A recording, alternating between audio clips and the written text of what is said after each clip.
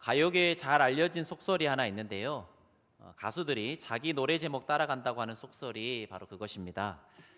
예전에 어떤 라디오 프로그램에서 가수 신승훈이 나와서 이런 이야기를 했었는데요.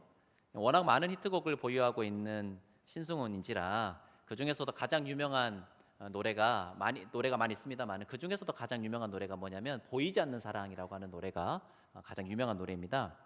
그런데 그 노래 제목 따라 자기 인생에 사랑이 보이지 않아서 지금까지 결혼을 못하고 솔로로 지내고 있는 것 같다 그러면서 앞으로는 밝은 사랑 노래를 많이 만들어서 부르고 싶다 그런 이야기를 한 적이 있습니다. 저는 이것과 비슷하게 우리 인생이 이름 따라간다 싶기도 합니다.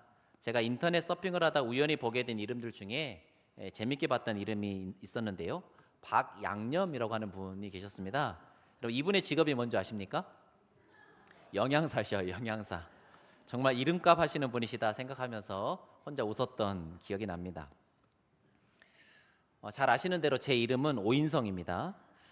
예전에 5학년쯤인가 우리 반에 인성, 인선, 민성 막 이런 이름들이 몰려 있어서 학기 초에 선생님께서 많이 헷갈려 하신 적이 있으셨습니다. 근데 인성이라고 하는 이름이 그렇게 임팩트 있었던 이름은 아닌지 인성보다는 민성이라고 많이 저를 부르셨던 그런 기억이 납니다. 그런데 우리 인성이가 등장한 이후에 여기서 우리 인성이는 배우 조인성을 가리킵니다. 잘생긴 우리 인성이가 혜성처럼 등장한 후에 인성이라고 하는 이름이 많이 유명해져서 그 이후에는 곧잘 제 이름을 많은 분들이 기억해 주시는 것 같아요. 소개할 때 조인성하고 이름이 같은데 성만 달라요 그렇게 하면 제 이름을 금방 기억해 주십니다. 이 자리를 빌어 우리 인성이에게 심심한 감사의 말씀을 드립니다. 그런데 생각해 보면 인성이라는 이름에 대해 그냥 남이 불러주는 이름이라고만 생각했지 정작 내 이름이 어떤 이름인지 그 이름에 어떤 의미가 담겨 있는지 한 번도 진지하게 생각해 본 적이 없었던 것 같습니다. 그러던 중에 제 이름에 대해 제가 진지하게 고민하게 된 어떤 특별한 계기가 있었는데요. 월드컵의 열기가 채 가시기 전인 2002년 가을에 부천 역곡에 있는 새소망의 집이라는 곳에서 예수전도단 DTS 훈련을 제가 받게 되었습니다. 12주간의 렉처 기간이 끝나고 배운 부분들을 실습하고 적용해 보기 위해서 전도 여행을 떠났는데 제가 요르단 레바논으로 전도 여행을 가게 됐거든요.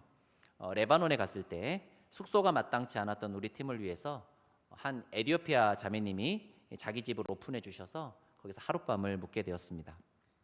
맛있는 저녁을 차려 주셔서 밥을 맛있게 먹고 난 후에 함께 대화하는 시간을 가졌는데 이제 에티오피아 분이시니까 우리가 에티오피아 말 조금 알려달라 그러면서 에티오피아 말을 배우다가 갑자기 에티오피아로 우리 이름을 좀 지어달라, 에티오피아 이름을 지어달라 이제 그런 제안을 저희들이 드렸고요. 제가 팀장이었기 때문에 제 이름을 제일 먼저 짓게 되었습니다. 근데 그 자매님이 제 이름 무엇인지 알려달라고 하더라고요. 그래서 일단 그냥 오인성 이렇게 이야기를 했습니다. 이름의 뜻을 알려드렸어야 되는데 그냥 오인성 이렇게 했더니 그분 귀에는 그 오인성이라고 하는 발음이 그분 나라 언어로 뭐 비슷한 말이 와뇨 이렇게 이야기를 하시더라고요. 와뇨.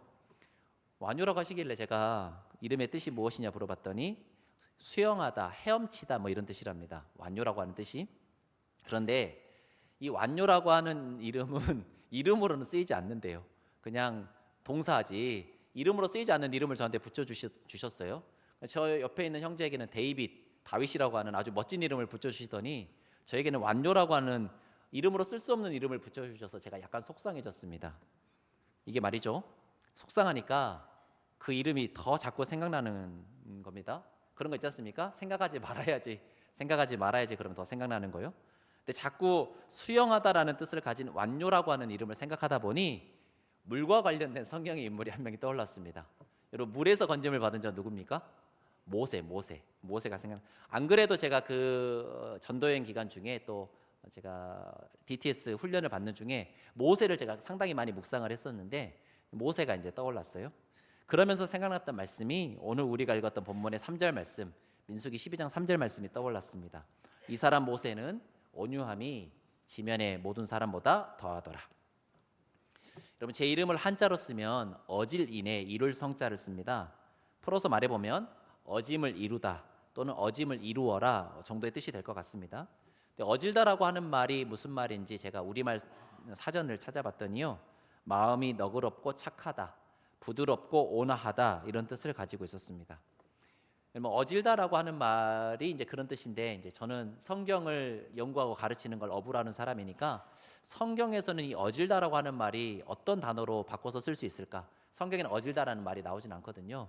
찾아봤더니 온유가 딱 어울리겠다 이런 생각이 들었습니다. 그래서 제가 이제 온유를 우리말 사전에 찾아보니까 성격이 온화하고 부드러움 이렇게 되어 있습니다. 어질다와 상당히 이제 뜻이 비슷하지요. 그런데 재밌게도 그러고 보니 참 마음에 들지 않았던 제 에티오피아 이름 완요와 모세의 대표적인 성품 온유가 발음이 비슷하지 않습니까? 저도 엄청 억지스럽다는 거 아는데 그때는 그만큼 속이 상해서 뭐라도 의미 부여를 하고 싶었습니다. 여하튼 그 전도여행에서 얻은 에티오피아 이름 완요 덕분에 저는 전도여행 기간 동안에 모세에 대해서 그리고 온유에 대해서 다시 한번 깊이 묵상하는 시간을 가질 수 있었습니다. 오늘 이 시간에는 제가 그 전도여행 기간에 묵상했던 온유에 대해 함께 나누고 싶습니다. 특별히 오늘 우리가 읽은 본문에 나오는 모세의 모습을 통해 또 주님의 성품이기도 한 그 온유에 대해서 함께 살펴보면서 함께 은혜를 나누고자 합니다. 먼저 오늘 본문 민수기 12장 1절 2절 말씀을 한 목소리로 읽어보도록 하겠습니다. 민수기 12장 1절 2절 말씀입니다. 함께 읽겠습니다. 시작. 모세가 구스 여자를 취하였더니 그 구스 여자를 취하였으므로 미리암과 아론이 모세를 비방하니라. 그들이 이르되 여호와께서 모세와만 말씀하셨느냐 우리와도 말씀하지 아니하셨느냐 하매 여호와께서 이 말을 들으셨더라. 아멘. 방금 우리가 읽은 말씀 민수기 12장 1절 2절에는 모세에게 닥친 심각한 위기 상황이 기록되어 있습니다. 이스라엘의 출애굽을 주도하고 광야 여정을 이끌어가고 있는 모세의 리더십이 강력한 도전과 반발에 직면한 것이지요. 이 상황이 심각했던 이유는 그렇게 모세의 리더십에 도전했던 사람들이 다름 아닌 모세와 가장 가까운 사람들이었던 모세의 형 아론과 모세의 누나 미리암이었기 때문입니다. 모세에게 있어서 이 12장의 상황이 더욱 무겁게 다가올 수밖에 없었던 이유는 12장에 기록되어 있는 12장 앞에 기록되어 있는 11장의 암울한 상황 때문에 그렇습니다. 이스라엘 백성들은 하나님의 강력한 은혜로 출애굽 구원을 맛보았습니다. 그들은 이집트의 강력한 신과 군대를 압도하시는 하나님의 권능을 경험했습니다. 그 강력한 이집트 군대를 홍해에 수장시키시는 하나님의 놀라운 구원 역사를 친히 눈으로 목격했던 사람들이지요. 그러나 출애굽 이후 이스라엘 백성들은 끊임없이 하나님과 모세를 향해 불만과 불평을 늘어놓았습니다. 홍해 앞에서 그랬고요. 물이 없다고 불평하고 신광야에서는 먹을 것이 없다고 불평합니다. 이게 출애굽기 14장, 15장, 16장에 연속해서 나옵니다. 또 르비딤에 도착해서는 역시 물이 없다고 불평하죠. 출애굽기 17장입니다. 시내산에 도착한 후에도 이스라엘 백성들은 모세의 속을 부단히도 썩였습니다. 대표적인 사건이 바로 출애굽기 32장에 나오는 금송아지 우상 숭배 사건이지요. 하나님과 이스라엘 백성들의 중재자의 역할을 감당하기 위해 시내산 정상에서 모세와 하나님이 만나고 있던 바로 그 시간에 이스라엘 백성들은 애굽에서 몸에 밴 그 악한 습관을 끊어버리지 못하고 급속도로 타락해서 금송아지를 만들어 놓고 우상 숭배를 하고 말았습니다. 목숨을 건 모세의 중보 기도와 하나님의 끝없는 자비하심으로 이스라엘 백성들이 용서를 받기는 받았지만 약속의 땅을 향한 이스라엘의 여정은 뭔가 출발부터 불안하기 짝이 없었습니다. 그래도 시내산에서 1년여의 시간을 머물면서 하나님으로부터 율법도 받고 하나님의 백성이 되는 언약식도 행하고 또 하나님의 임재의 상징인 성막도 만들었습니다. 하늘로부터 들리는 하나님의 음성을 직접 듣기도 했고 모세의 얼굴에 가득한 하나님의 영광을 목도하기도 했습니다. 모세의 목숨을 건 중보기도로 목숨을 그들이 건지기도 했지요. 이제 이 정도 되면 백성들도 모세 리더십을 충분히 인정할 만하지 않습니까? 아마 모세도 이제 이 정도면 백성들이 어느 정도 훈련이 되었을 것이다, 그렇게 생각을 했었을 것입니다. 이제 새롭게 약속의 땅을 향해 출발하는 바로 그 시점에서 모세의 마음은 새로운 희망과 기대로 가득 차 있었을 것입니다. 하지만 새롭게 출발한 이스라엘 백성들의 모습은 어떠합니까? 민수기 10장에서 다시금 가나안 땅을 향하여 백성들의 행진을 시작하는데 이스라엘 백성들은 시내산에서 출발하자마자 악한 말로 하나님을 원망하다 하나님의 불이 진영을 사르는 벌을 받습니다. 이것이 민수기 11장 1절에서 3절에 기록되어 있는 내용입니다.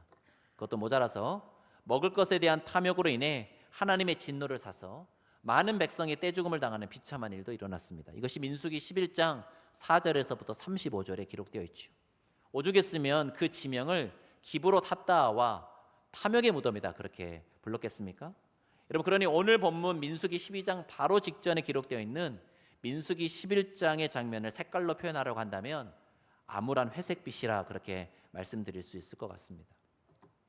그런데 그런 백성의 문제만으로도 충분히 머리가 아프고 어깨가 무거웠는데요, 설상가상으로 자신의 가장 강력한 우군이 되어 주어야 할 자신의 형과 누나가 모세를 향한 백성들의 원망과 불평의 상황을 이용해서 자신들의 영향력을 확대하고자 모세의 리더십과 권위에 대해 강력하게 반발하고 있는 상황이 바로 오늘 본문 민수기 12장에서 모세가 맞닥뜨린 상황인 것입니다. 아마 모세는 모든 상황과 환경이 어그러지고 모든 사람들이 자신에 대하여 등을 돌리고 있는 듯한 느낌을 받았을 것입니다. 인간적으로 생각해 보면 이제는 지칠 대로 지쳐서 완전히 넉다운되고 번아웃 될 만한 상황 앞에 모세가 서 있는 것입니다. 아마 제가 모세의 입장이었다고 한다면 이런 기록이 성경에 남았을 것 같아요. 오인성 목사는 더 이상 참지 못하고 모든 것을 때려치웠더라. 그런데 모세에 대한 기록은 마치 반전 드라마 같습니다. 우리 함께 오늘 본문 민수기 12장 3절 말씀 한 번 더 한 목소리 읽어보도록 하겠습니다. 시작. 이 사람 모세는 온유함이 지면의 모든 사람보다 더하더라. 아멘. 모세는 자신이 처한 상황과 문제를 해결하기 위한 어떤 인간적인 제스처도 취하지 않습니다. 굳이 자신이 처한 환경과 상황에 대해 변명하거나 핑계대려고 하지 않습니다. 아론과 미리암을 만나 인간적으로 문제를 해결하고자 하지도 않았습니다. 백성들에게 자신이 처한 환경과 상황을 이해해달라고 인간적인 호소도 하고 있지 않습니다.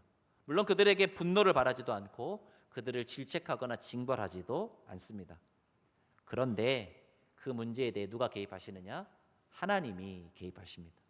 12장 1절 2절에서 발생한 문제가 하나님의 개입하심으로 12장 4절에서부터 16절까지 단락에서 아주 말끔하게 해결되는 것을 우리가 본문을 통해서 알 수 있죠. 하나님이 모세 편이 되셔서 모세의 리더십에 대해 확증해 주셨기 때문에 문제가 깔끔하게 해결이 된 것입니다. 오늘 본문을 잘 보시면 문제가 발생한 1절 2절과 하나님의 개입으로 문제가 해결된 4절에서 16절 단락 사이에 모세가 행한 것이 아무것도 없습니다. 단지 12장 3절 말씀이 기록되어 있을 뿐이지 않습니까? 이 사람 모세는 온유함이 지면의 모든 사람보다 더하더라. 어찌 보면 이 3절 말씀이 1, 2절과 4절에서 16절 사이에 뜬금없이 삽입되어 있는 것처럼 보이기도 합니다. 만약 3절 말씀이 없이 2절에서 4절 연결해서 읽으면 더 자연스럽게 연결이 됩니다. 그런데 3절 말씀을 굳이 이 민수기 저자가 삽입해서 넣었더란 말이에요. 그런데 저는 1절과 2절 그리고 4절에서 16절 사이에 3절이 삽입되어 있는 이 민수기 12장의 구조가 다음과 같은 메시지를 주고 있다 그렇게 생각이 들었습니다. 이런 메시지.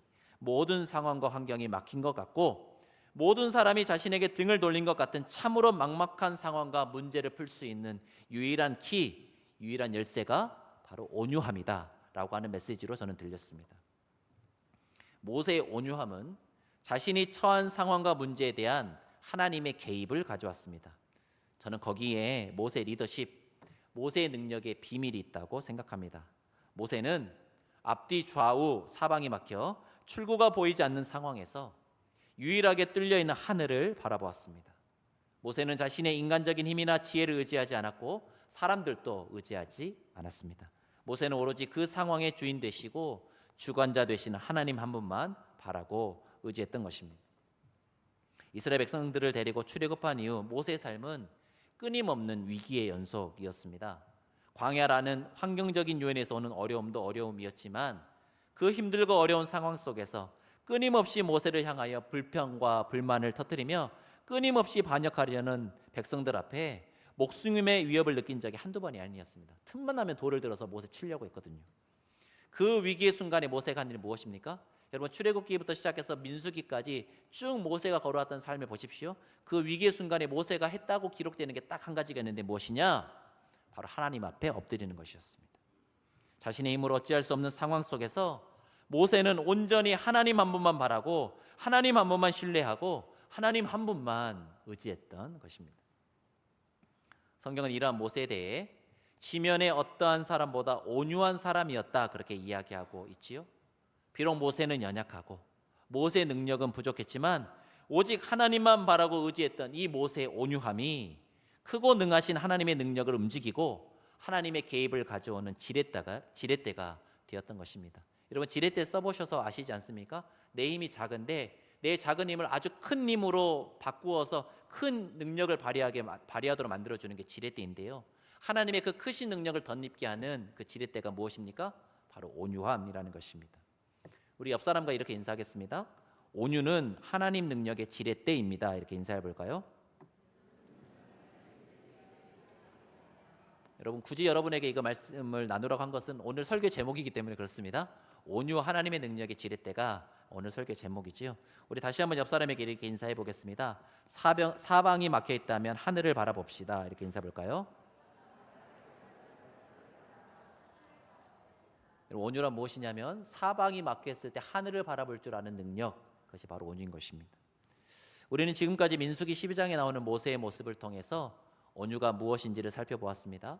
한마디로 온유란 어떤 환경과 상황 속에서도 하나님만 바라고 하나님만 신뢰하고 하나님만 의지하는 것, 그것이 바로 온유입니다. 우리 주님은 마태복음 5장 5절에서 이러한 온유한 자가 받는 복에 대해서 이렇게 말씀해 주셨죠. 마태복음 5장 5절 팔복 말씀 중에 3복에 해당하는 온유한 자는 복이 있나니 그들이 땅을 기업으로 받을 것이며, 우리 주님은 온유한 자가 땅을 기업으로 받을 것이다, 그렇게 말씀합니다. 이때 주님이 말씀하신 땅은 부동산이 아니라 하나님 나라를 의미합니다. 즉 온유한 사람이 하나님의 나라를 유산으로 상속받는 놀라운 복을 받게 된다, 그런 뜻입니다. 그런데 주님의 이 말씀은 주님이 단독으로 하신 말씀이지 않고 시편 37편 11절에 나오는 말씀을 주님이 인용해서 하신 말씀이거든요. 우리 시편 37편 11절 말씀은 함께 찾아서 한 목소리를 읽어보도록 하겠습니다. 구약 성경 828쪽에 기록되어 있는 시편 37편 11절 말씀, 구약 828쪽에 기록되어 있는 시편 37편 11절 말씀, 37편 말씀을 쭉 볼 거라서 37편을 펴놓으시면 좋겠습니다. 구약 828쪽에 기록되어 있는 시편 37편 11절 말씀, 구약 828쪽 시편 37편 11절 말씀을 찾으셨으면 우리 다 함께 한 목소리 읽어보겠습니다. 시작. 그러나 온유한 자들은 땅을 차지하며 풍성한 화평으로 즐거워하리로다. 아멘. 여러분, 주님께서 이 말씀을 팔복 말씀에서 인용하셨기 때문에 이 시편 37편의 별명이 뭐냐면 팔복 시편입니다. 주님이 팔복 말씀에서 인용하셨다 해서 팔복 시편인데, 자, 그런데 이 시편 37편에는 이 구절뿐만 아니라 땅을 차지하는 복을 누리는 사람들에 대한 여러 구절들이 나오는데요. 9절 말씀 보시겠습니까? 9절. 진실로 악을 행하는 자들은 끊어질 것이나 여호와를 소망하는 자들은 무엇을 차지하리로다? 땅을 차지하리로다. 22절. 주의 복을 받은 자들은 무엇을 차지하고? 땅을 차지하고 주의 저주를 받은 자들은 끊어지리로다. 여러분, 무슨 말인지 모르겠으면 그냥 땅을 차지한다는 말 계속 하시면 됩니다. 의인이 무엇을 차지하며? 땅을 차지하며 거기서 영원히 살리로다. 34절. 29절이었습니다. 방금 말씀은 29절이었고 34절. 여호와를 바라고 그의 도를 지키라. 그리하면 내가 무엇을 차지하게 하실 것이라? 땅을 차지하게 하실 것이라. 여러분, 이 말씀들이 다 땅을 차지한다는 말로 묶여있지 않습니까? 땅을 차지한다는 문구로 묶여있는 이 말씀들을 통해 우리는 온유가 무엇인지 다시 한번 깨달을 수 있는데요, 이 말씀들의 근거에 살펴보면 온유란 무엇인가? 여호와를 소망하는 것, 주님이 주시는 복을 따라 의를 행하며 사는 것, 하나님을 바라고 하나님의 도를 지키는 것, 이것이 바로 온유라는 것입니다. 여러분, 이런 온유의 관점에서 보자면 시편 37편의 도입 구절인 1절 말씀도 의미 깊게 다가오는데요, 우리 함께 시편 37편 1절 말씀도 한 목소리로 읽어보도록 하겠습니다. 시편 37편 1절입니다. 시작. 악을 행하는 자들 때문에 불평하지 말며 불의를 행하는 자들을 시기하지 말지어다. 아멘. 시편 37편은 다윗의 시로 알려져 있는데요, 여러분도 잘 아시다시피 다윗이 처한 상황들은 인간적으로 참 견디기 쉽지 않은 상황들이었습니다. 특별히 잘못한 것도 없는데 매일매일 10여 년 이상의 시간을 목숨의 위협을 받고 살아야 했습니다.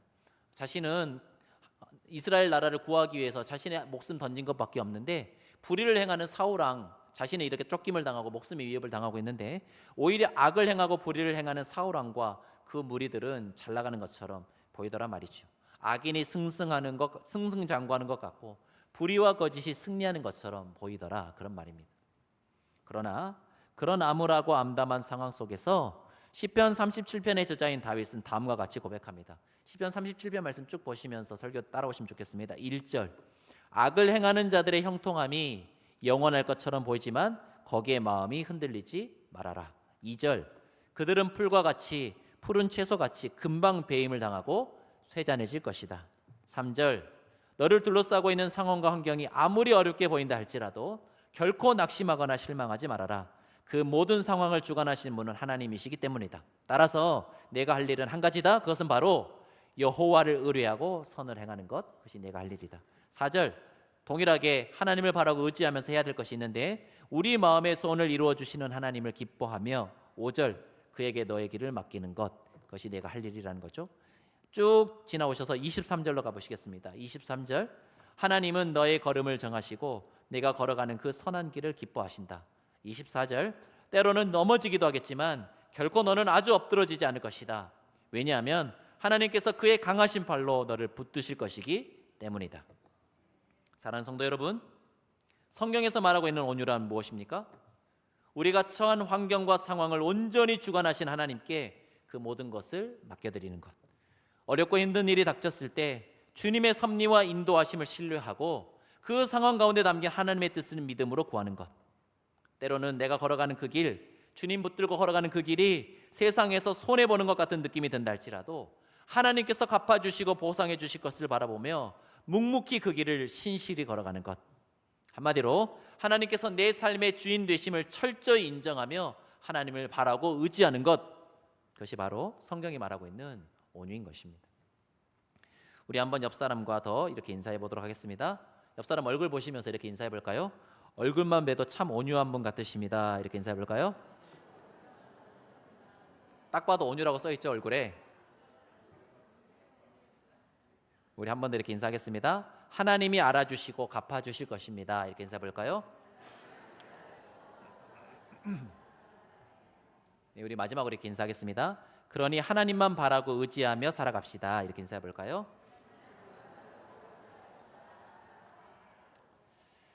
네, 마태복음 11장 29절에서 우리 주님은 이 온유와 말로 주님 당신의 성품이시다 그렇게 말씀하시는데요. 이 말씀만 나누고 말씀을 정리하겠습니다. 우리 마지막으로 마태복음 11장 29절 말씀 찾아서 한 목소리 읽어보도록 하겠습니다.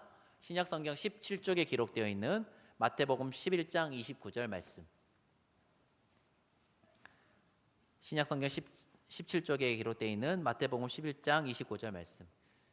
여러분, 이 29절 말씀 앞절에 나오는 말씀 여러분이 참 좋아하고 사랑하는 말씀이죠. 수고하고 무거운 짐진 자들아 다 내게로 오라 내가 너희를 쉬게 하리라. 이 말씀이 28절 말씀인데 이 28절 말씀 다음에 나오는 29절 말씀, 신약성경 17쪽에 기록되어 있는 마태복음 11장 29절 말씀 찾으셨으면 우리 한 목소리 읽어보도록 하겠습니다. 시작. 나는 마음이 온유하고 겸손하니 나의 멍에를 메고 내게 배우라. 그리하면 너희 마음이 쉼을 얻으리니. 아멘.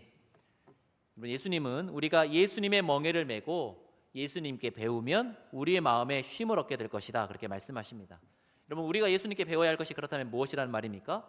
예수님의 온유와 겸손을 배워야 한다는 것입니다. 왜 주님의 온유와 겸손을 배우면 마음이 쉼을 얻게 됩니까? 여러분, 우리 마음이 쉼을 누리지 못하는 이유는 우리의 짐을 우리가 지고 가고 있기 때문입니다.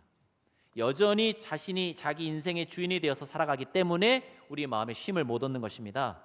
주님을 인생의 주인으로 모시지 못하고 자신이 인생의 주인이 되어 살아가는 사람은 주님께 모든 짐을 맡기지 못하니까 인생의 모든 풍파와 모든 무거운 짐을 자신이 다 짊어지고 가야 합니다.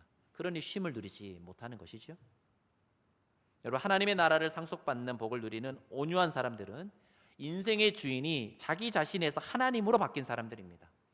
우리의 힘과 우리의 지혜를 의지해서는 결단코 하나님 나라에 들어갈 수 없습니다. 하나님 나라를 상속받고 누리는 사람들은 더 이상 자기의 힘으로 자기의 지혜로 세상을 살아가는 것이 아니라 오직 하나님 한 분만을 의지하여 살아가는 사람들입니다. 자신이 의지하고 바라는 모든 것을 내려놓고 오직 하나님 한 분만을 바라고 갈망하며 하나님 한 분만으로 만족하며 하나님을 신뢰하고 하나님만 의지하며 살아가는 참 온유의 사람들이 하나님 나라를 누리고 상속받게 되는 것입니다. 혹시 이 자리에 앉아 계신 분들 중에 자신을 둘러싸고 있는 답답한 환경과 상황 때문에 힘들어하시는 분 계십니까? 사방으로 우겨쌈을 당한 것 같은 어둡고 캄캄한 인생의 터널을 지나가고 계시는 분 이 자리에 계시진 않습니까? 해결할 수 없는 문제 직면에서 고통당하시는 분들 혹여 이 자리에 계시지는 않을까요? 사랑하는 성도 여러분, 바로 그때가 우리 주님의 도우심을 경험할 수 있는 가장 좋은 기회입니다. 주님을 인생의 주인으로 모시고 오직 주님만 바라고 주님만 갈망하며 어렵고 힘든 상황 속에서도 그 길을 신실하게 인도하실 주님을 온전히 신뢰하고 의지할 때 하나님의 능하신 손이 여러분의 손을 붙드시고 반드시 여러분을 일으켜 세우실 것입니다. 여러분이 그렇게 하나님 붙들고 의지할 때 여러분의 그 온유함이 하나님의 능력을 부음받게 되는 하나님의 능력을 가져오는 지렛대가 된다는 사실을 꼭 기억하실 수 있기를 바랍니다. 말씀을 맺겠습니다.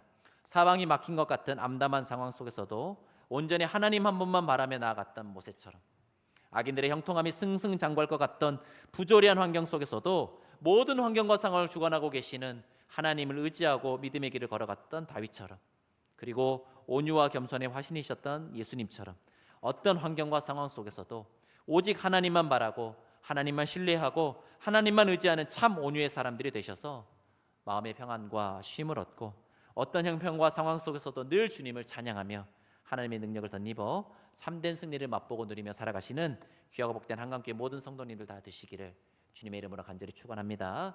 시간 말씀 생각하시면서 함께 찬양하는 시간을 갖도록 하겠습니다. 모든 상황 속에서라는 찬양을 제가 준비하는데요, 가사를 띄워주시겠습니까? 모든 상황 속에서 어떠한 형편과 상황이라 할지라도, 때로 인생의 고난의 터널을 지나가고 사방으로 우겨쌈을 당한 것 같은 상황이라 할지라도 오직 주님을 찬양할지라. 왜냐하면 주님이 우리의 큰 상급이 되시고 우리의 큰 도움이 되실 것이기 때문입니다. 주의 얼굴을 구할 때 주께서 주님의 영을 부어주시고 성령으로 함께해 주셔서 크신 사랑 안에서 우리의 삶을 인도해 주실 것입니다. 이 후렴 가사가 어떻게 되냐면, 내 영혼이 확정되고 내 영혼이 확정되었사오니 믿음의 눈을 들어 오직 주님만을 바라봅니다.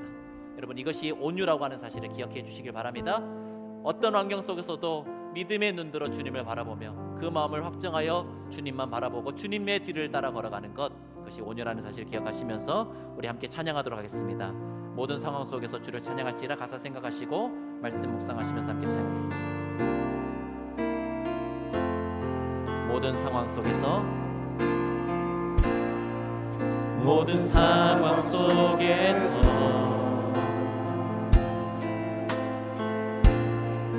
주를 찬양할지라. 주는 너의 큰 상급, 주는 너의 큰 상급, 큰 도움이시라,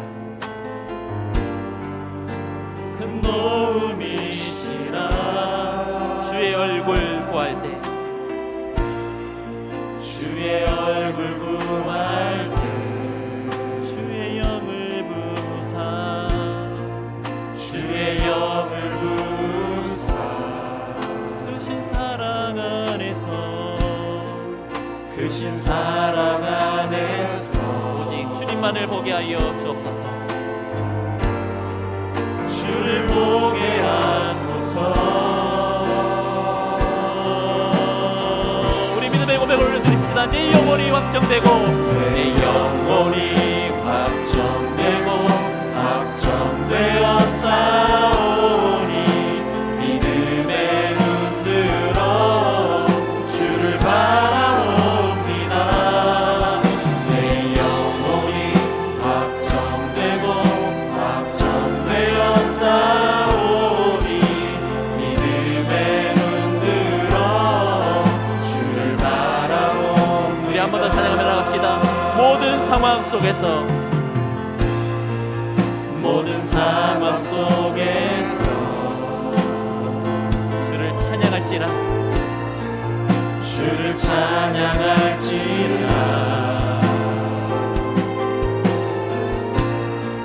주는 너의 큰 상급, 큰 도움이시라, 큰 도움이시라. 주님의 얼굴을 구하며 나아갈 때 주의 얼굴 구하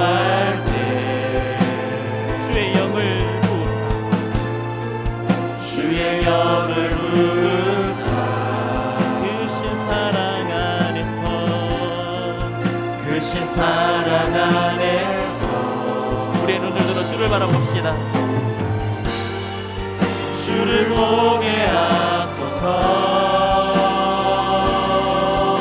우리 믿음으로 고백합시다. 내 영혼이 확정되고 내 영혼이 확정되고 확정되어 싸우니 믿음의 눈 들어 주를 바라봅니다. 내 영혼이 확정되고 확정되어 싸우니 믿음의 눈 들어 주를 바라봅니다. 주를 찬양할 때 주의 나라 임했네. 주를 찬양할 때 주의 나라 이미 임했네. 그 영원한 나라 보게 하소서. 우리 두 손 들고 찬양할까요? 내 영혼이 내 영혼이 확정되고 확정되어 싸우니 믿음의 눈 들어 주를 바라봅니다. 내 영혼이 확정되고 확정되어 싸우니 믿음의 눈 들어 주를 바라봅니다. 지금 말씀 생각하시면서 합심하여 기도하는 시간 갖도록 하겠습니다. 사방이 막힌 것 같은 암담한 상황 속에서도 온전히 하나님 한 분만 말하며 나아갔던 모세처럼 악인들이 승승장구하고 거짓과 불의가 판을 치는 것 같은 부조리한 환경 속에서도 모든 환경과 상황을 주관하고 계신 하나님을 의지하며 믿음의 길을 걸어갔던 다윗처럼 모든 상황 속에서 오직 주님을 찬양하며 어떤 환경과 상황 속에서도 오직 하나님만 바라고 하나님만 신뢰하고 하나님만 의지하는 참 온유의 사람들 되게 해달라고, 그래서 환경과 상황을 뛰어넘는 마음의 평안을 누리며 매사에 하나님의 능력을 덧입어 참된 승리를 맛보고 누리며 살아가는 거룩한 주의 백성들 다 될 수 있게 달라고 시간 말씀 생각하시면서 주님의 이름 한번 부르고 합심하여 기도하도록 하겠습니다. 주여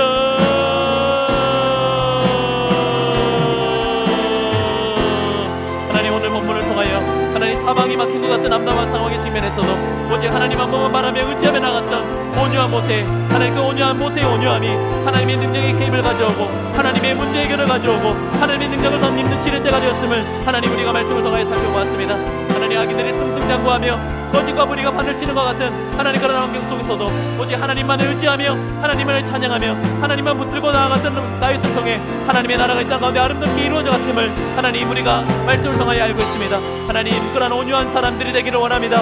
하나님을 온전히 바라고 하나님을 의지하며 하나님께만 우리의 마음을 드리며 나아가는 귀하고 복된 온유의 사람들이 다 되어 하나님의 능력을 덧입어 살아갈 수 있도록 주님 인도하여 주옵소서. 때로는 우리가 걸어가고 있는 고난의 터널이 길게만 느껴지고 하나님 문제가 해결되는 것 같지 않고 하늘 사방으로 교섭을 당한 같은 상황과 환경이랄지라도 하나님 하늘을 향하여 열린 문을 향하여 주님을 바라보고 주님을 의지하며 주님의 도우심을 구하며 주님의 성령의 능력을 다니며 살아가는 우리 모두가 되게 하여 주옵소서. 내 영혼이 확정되고 내 영혼이 확정되고 확정되어 싸우니 믿음의 눈 들어 주를 바라봅니다. 내 영혼이 확정되고 확정되어 싸우니 믿음의 눈 들어 주를 바라봅니다. 믿음의 눈 들어 주를 바라봅니다. 믿음의 눈 들어 주를 우리 한번 더 고백합시다. 믿음의 눈 들어 주를 바라봅니다. 믿음의 눈 들어 주를 바라봅니다.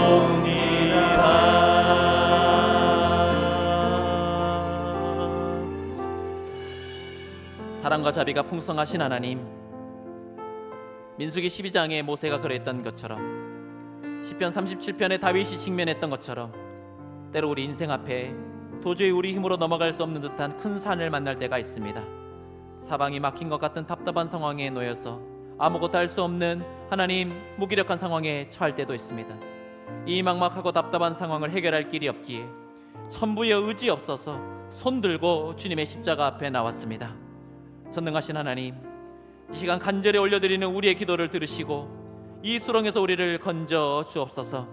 아무리 악한 자들이 승승장구하고 부주의한 세상이 영원할 것처럼 보인다 할지라도 온유하시고 겸손하신 주님께서 온 세상을 통치하고 계심을 굳게 믿고 의지함으로 주님 오시는 그날까지 믿음의 길, 의로운 길을 흔들림 없이 걸어갈 수 있는 참 온유의 사람들 다 되게 하여 주옵소서.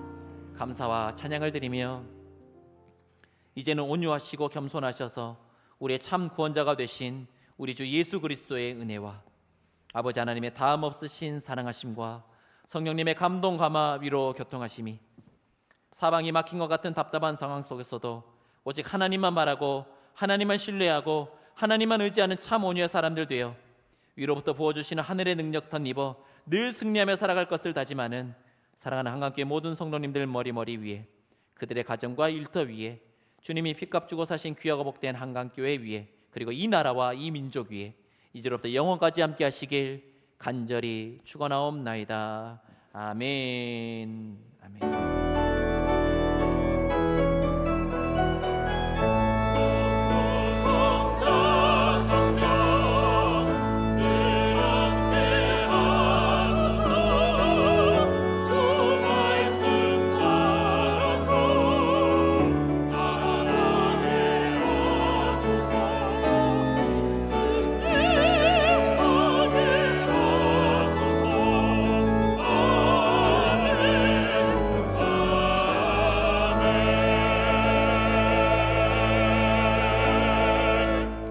셀 리더들은 본당 앞으로 보여주시면 감사하겠습니다. 셀 리더 모임 갖도록 하겠습니다.